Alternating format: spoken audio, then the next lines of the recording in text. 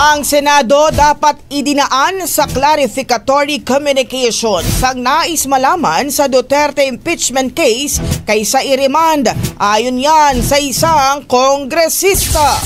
Brigada Haji Caaminio, ibrigada mo! Brigada Live Report!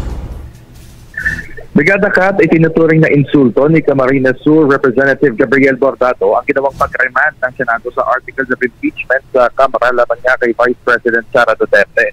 Sa panayam ngayong araw, sinabi nitong si Bordado na malinaw na ginawa nila ng tama ang proseso pagkikita paghahain ng impeachment complaint.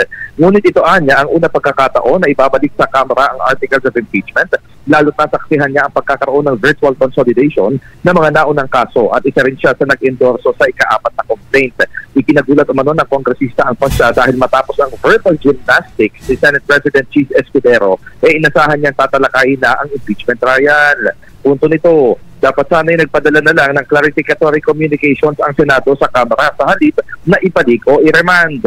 Dagdag pa ni Bordado, hindi niya maintindihan kung bakit tila na isang Senado na i-supervise ang Kamara samantalang co-equal branches lamang o pantay lamang sila ng Senado. Samantala sa kapapasok lamang na balita, Brigada Kat, at sa isang press conference na tinatawag dito sa Kamara ay humarap ang mga miyembro ng House Prosecution Team sa pangunguna ni 4-piece party list representative at House Minority Leader Marcelino Libanan. Ang sinasabi ng House Prosecution Panel at ito'y sinabi ni Batangas Representative Jerby Luistro, sila ay maghahain ng motion para humiling ng clarification o paglilinaw mula sa Senado kaugnay sa kanilang naging utos sa Kamara. No? At ito ay may kinalaman doon sa pagbalik o pag-remand ng articles of impeachment. Ang ibig sabihin, kung ang House Prosecution Team ang tatanungin, hindi muna nila tatanggapin ang articles of impeachment na ibinabalik ng Senado hanggat hindi nagiging malinaw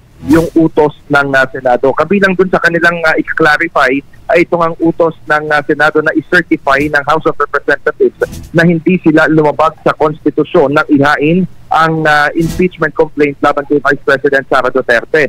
Pangalawa na rito ay yung sinasabi ng Senado na dapat daw ay kumpirmahin ng 20th Congress kung itutuloy pa ba ang impeachment trial o hindi. Dahil sa ngayon, hindi pa naman daw nag-e-exist o hindi pa umiiral ang 20th Congress. At pangatlo naman dyan ay yung nakita naman sa social media ng House Prosecution Panel kung saan itinuturing na daw na moot yung presentation ng articles of impeachment. Gayong ang sinasabi ng House Prosecution Panel ay tuloy na tuloy pa rin o buhay na buhay pa rin ang impeachment trial matapos nga mag-convene ang Senado kahapon. Yan ang latest mula rin sa Kamara in the heart of changing lives. Ako si Brigada Haji Caaminio ng 105.1 Brigada News After the Music and News Authority. Ang bahaging ito ay hatid sa atin ng NutriCleanse Herbal Capsule. Linis tiyan, sexy tiyan.